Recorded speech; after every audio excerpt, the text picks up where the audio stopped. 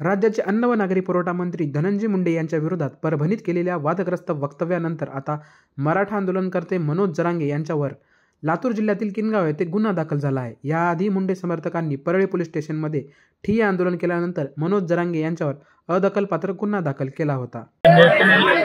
महाराष्ट्राचे अन्न व नागरी पुरवठा मंत्री माननीय आमदार धनंजय मुंडे साहेब आणि माननीय आमदार पंकजाताई मुंडे साहेब यांच्याबद्दल महाराष्ट्रावर जे वातावरण गढूळ करण्याचा प्रयत्न केला जातो, कुठल्या तरी प्रकरणामध्ये त्यांना बदनाम करण्याचा प्रयत्न केला जातो, त्याचा निषेध म्हणून आज किनगावमध्ये या मोर्चाचं आयोजन करण्यात आलं होतं। मोर्चाला खूप मोठ्या संख्येने ओबीसी बांधव उपस्थित राहिले आणि या निमित्ताने आम्ही किनगावचे सहाय्यक पोलीस निरीक्षक यांना निवेदन दिलं आणि FIR मिळेपर्यंत आम्ही जाणार नाहीत म्हणल्यानंतर त्यांनी तात्काळ FIR या ठिकाणी दाखल करून आमच्या हातामध्ये कॉपी दिलेली आहे।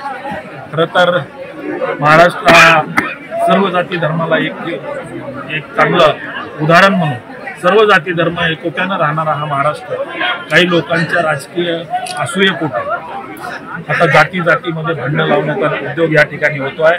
शांत असलेला ओबीसी